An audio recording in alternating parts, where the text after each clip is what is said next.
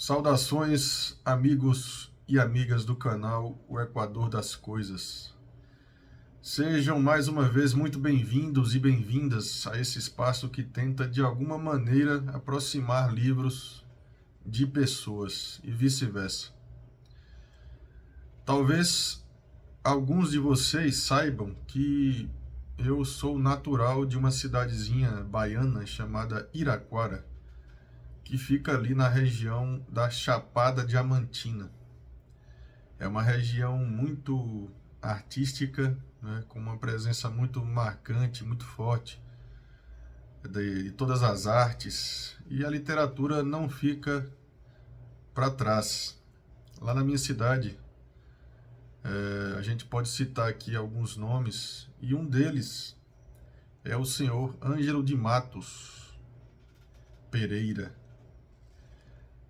No ano de 2012, mais ou menos, eu creio, acho que foi isso mesmo. No ano de 2012, logo ali no início, eu tive a oportunidade de ter uma conversa particular com o escritor Ângelo de Matos, e o resultado acabou virando um texto em formato de perfil jornalístico acerca do autor. E é justamente esse texto que eu vou ler aqui para vocês, em tons de homenagem, já que o escritor Ângelo de Matos já faleceu. Então fica o meu registro aí, minha admiração e a minha homenagem em forma de texto lido aqui no canal. Eu dei um título a esse texto, né, que é um perfil, assim: O escritor das serranias diamantinas. O escritor das serranias diamantinas.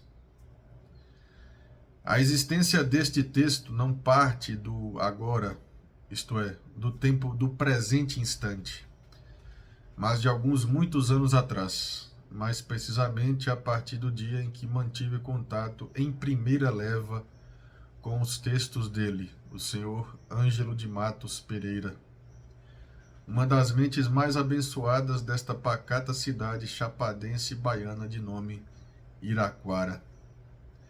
A bem da verdade é que sempre tive vontade de entrevistá-lo, iniciar uma conversa com este homem de letras vigorosas, aprendendo o seu mundo,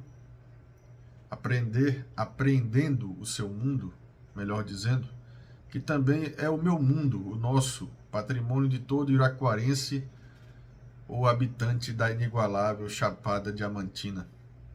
Mundo regado de recordações, poemas de expressividade nada parca, contos cativantes no encalço de assuntos pertinentes a nós. Histórias de se prender a atenções, histórias de se atravessar gerações, realidades puras, ficções mais puras ainda. Sempre foi a minha intenção senti-lo assim de mais perto, alma tão gigantesca.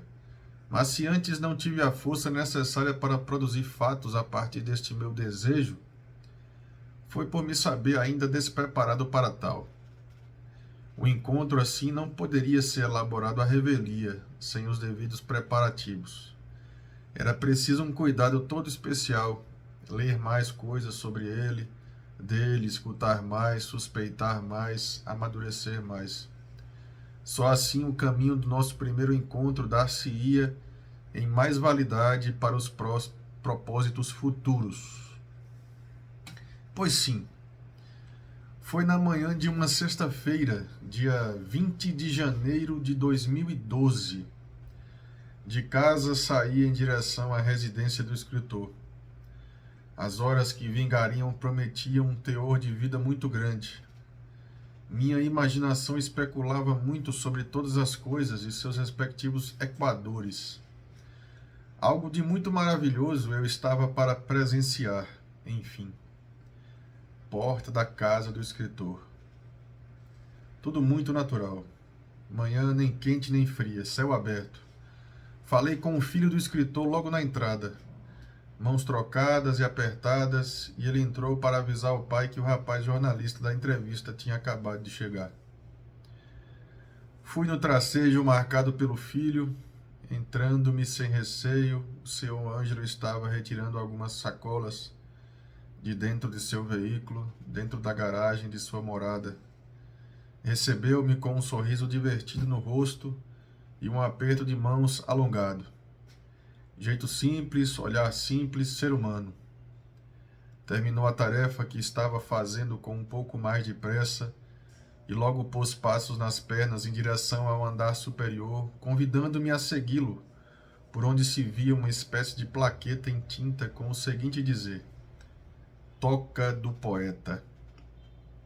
Uma certeza, eu estava no lugar certo, no abrigo das letras, na fábrica de poemas e contos de um dos maiores nomes da literatura, seja de ficção ou não ficção, regional de nossos dias. Não é todo dia que podemos nos encontrar com um poeta vivo, fato que substancia ainda mais o valor daquelas horas para mim. Subimos, ele meio de lado, pisando com firmeza os degraus, em paciente subida. Fiquei no primeiro degrau enquanto vi o molho de chaves nas mãos do poeta tremulando. Ele tentou uma, a porta não abriu.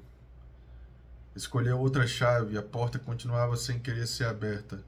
Até que na terceira tentativa, a porta que dava para o interior da toca do poeta descerrou-se e, encantado com o encantamento do aposento, de uma simplicidade comovente, fui me atirando nos dentros do lugar, ao passo que o senhor Ângelo organizava alguns objetos que se encontravam sobre a mesa. Sentamos, compartilhando de uma mesa em madeira escura, opostos, um de cada lado, no mesmo frenesi baseado em cumplicidade e respeito. Eu, um mero aprendiz das artes e gracejos das palavras, jornalista ainda mais mambembe, ao lado de um homem, melhor dizendo, ao lado de um homem já de vida plena que hoje está preparando o seu quarto livro, este intitulado de Odisseia dos Coronéis Sertanejos, já quase finalizado. Os outros são, por ordem de publicação, respectivamente, Fragmentos de Saudade, 2006, O Império das Serranias, 2008, e Realidades Telúricas, de 2009. O que seria uma entrevista, logo nos primeiros minutos, desmanchou-se de formato e deu lugar a uma prosa inesquecível de quase 3 horas de duração. Não tinha fita de gravador que resolvesse.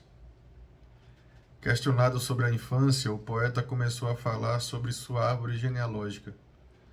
Família com antepassados de Portugal, avó materna portuguesa, nascido no dia 19 de junho de 1939, na encosta de um outeiro, na vila de Olhos d'Água do Seco, em Ibitiara, Bahia. Ainda adolescente, perdeu a mãe quando ainda tinha 11 para 12 anos, vitimada de doença do coração. Filho legítimo de Rosalvo Pereira e Maria de Queiroz Pereira, contou-me que o pai casou-se novamente após a morte de sua mãe e gostava também da madrasta, a senhora Leonília de Queiroz Pereira. Mas era da mãe Maria que o filho tecia as mais saudosas considerações e reminiscências. Ele recorda, no que sentia um tantinho de emoção na fala e nos olhos, do dia em que viu pela primeira vez o retrato da mãe pendurado numa parede. Eu nunca tinha visto uma foto da minha mãe. Naquele tempo só se via foto de gente importante ligada à política. Foi uma grande surpresa para mim. Ela estava linda. Depois que um pai morreu, foi morar em Lençóis, Bahia, na casa de um irmão. Era o ano de 1958. Assim que atingiu a maioridade civil, veio para Iraquara, onde fez o curso de magistério e trabalhou 35 anos exercendo o cargo de oficial de registro civil das pessoas naturais com funções notariais. Cursou Letras e Artes na Universidade Estadual de Feira de Santana e, depois de aposentado, começou a perceber que sua vida estava muito parada, sem grandes novidades nem atrativos. E foi justamente após ter parado de trabalhar que o senhor Ângelo de Matos Pereira sentiu a necessidade de começar a escrever. O poeta relata que sempre teve tendência para a escrita de textos dos mais variados formatos. Em Ibitiara, certa vez, uma professora chamada Lindaura de Brito minha primeira professora, me passou um trabalho. Lembro como se fosse hoje. No outro dia entreguei-o pronto, todo feito em versos. Eu nem sabia o que era um verso. Eu me lembro dela dizendo: "Isso aqui é uma poesia. Você é poeta, meu filho." Tudo estava iniciado, como se tudo já estivesse escrito há muito tempo no destino.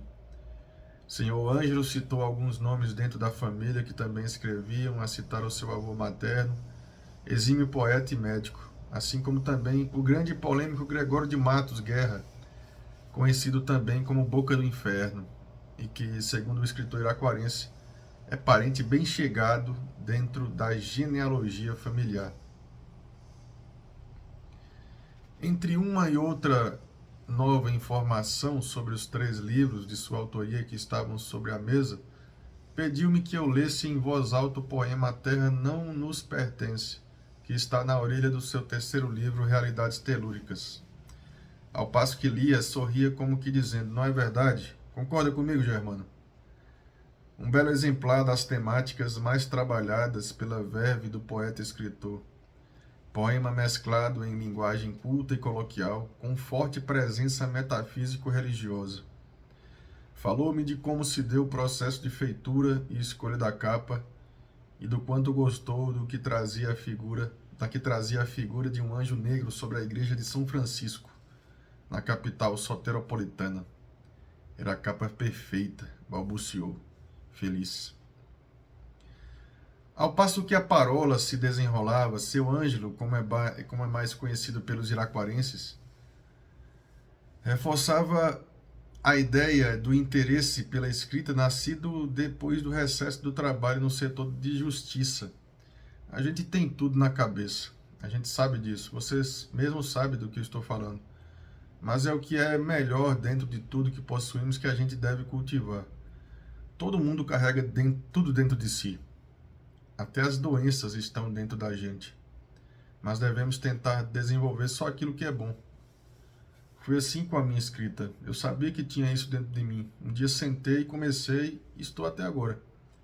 Não tenho vontade de parar. Hoje escrever é uma das coisas que me dão mais prazer.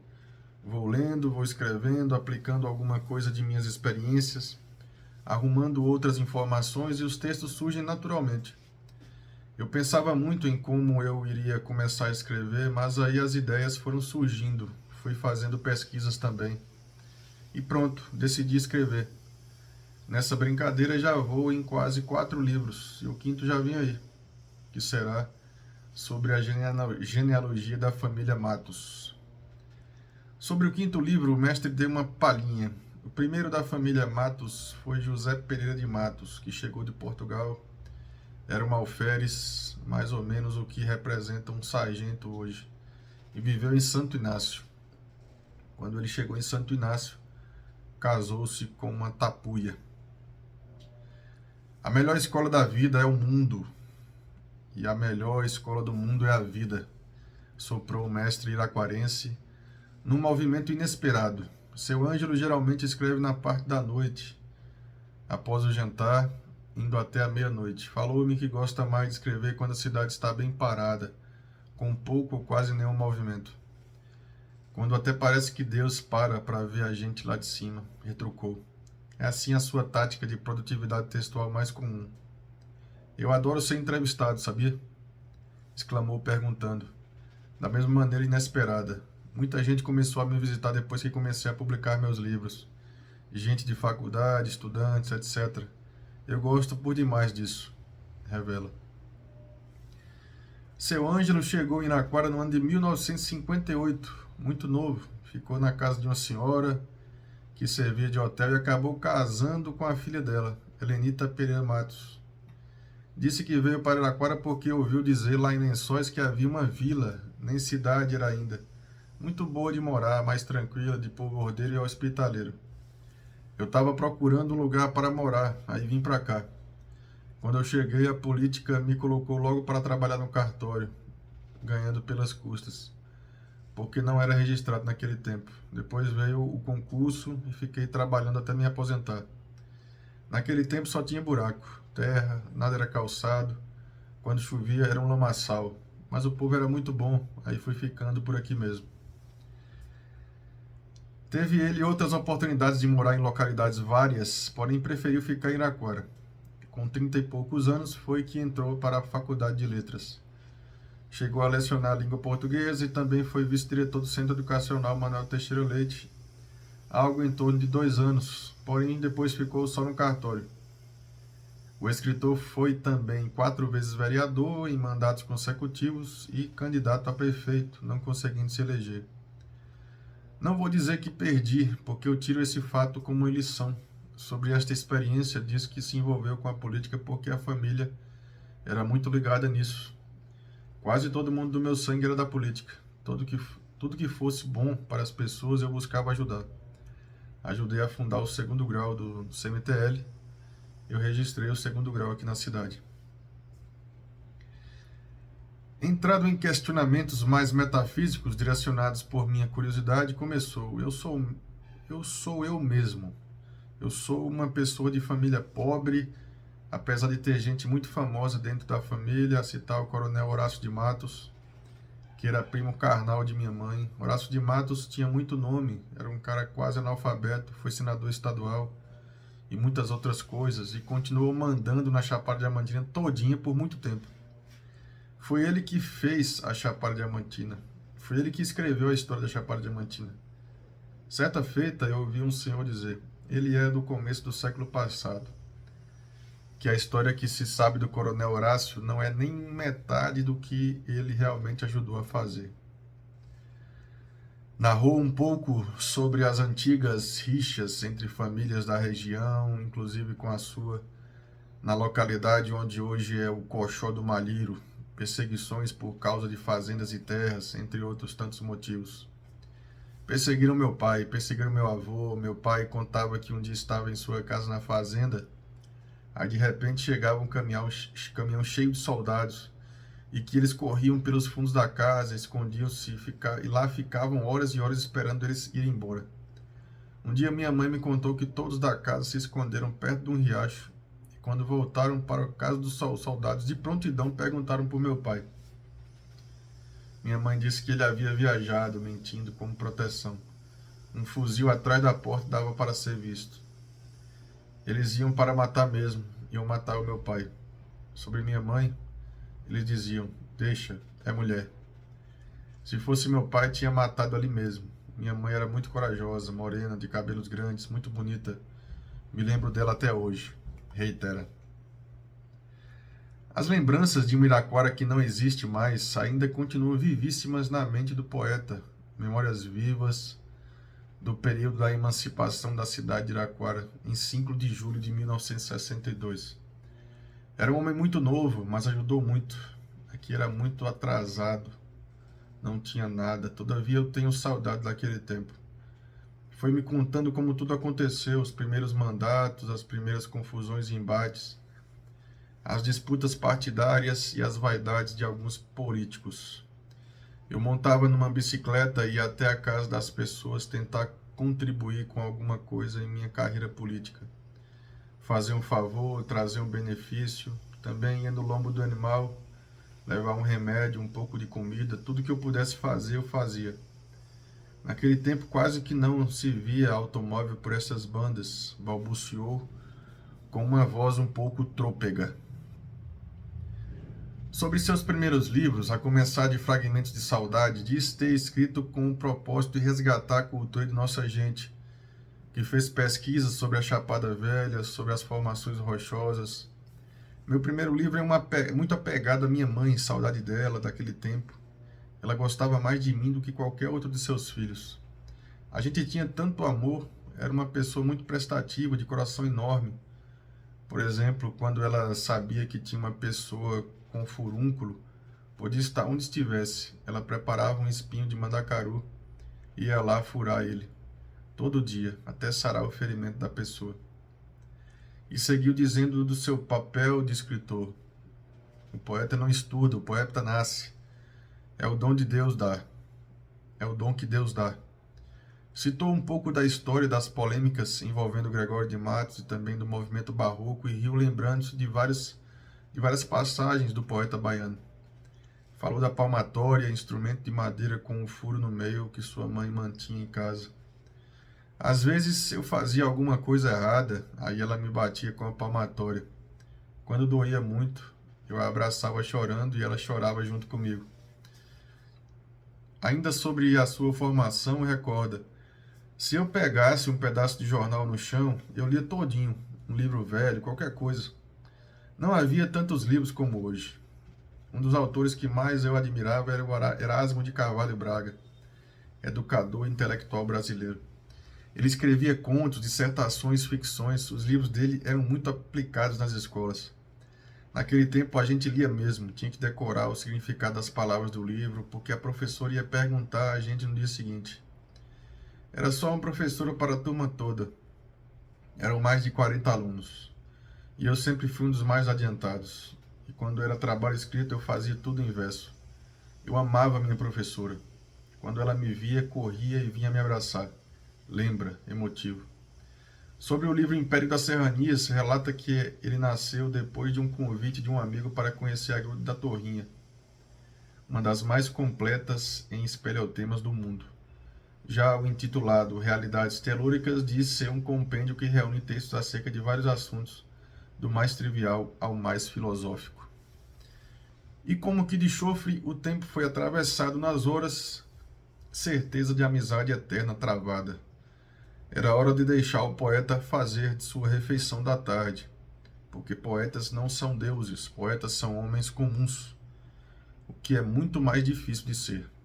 Fui me despedindo, depois de ser presenteado com 2 exemplares autografados pelo autor. O senhor Ângelo de Matos Pereira relatando umas lembranças muito antigas de crianças pobres que de perto via quando ainda era criança, no que destacando também seu lado humanitário aflorado nos dias de agora. Ao passo que ia colocando todos os materiais da entrevista dentro da minha mochila, reparei que atrás de onde eu permaneci por quase todos aqueles minutos estava um quadro com a imagem de Gandhi. É preciso fazer o bem, meu filho, o bem em prol do belo. Finalizou num até breve, sincero e amigo. Pois é, meus caros e minhas caras, esta é a minha homenagem ao grande escritor e grande pessoa, grande poeta iraquarense Ângelo de Matos Pereira. Onde estiver, segue aquele abraço de poeta para poeta. Vamos juntos, vamos ler mais, ler salva. A gente se encontra no próximo vídeo.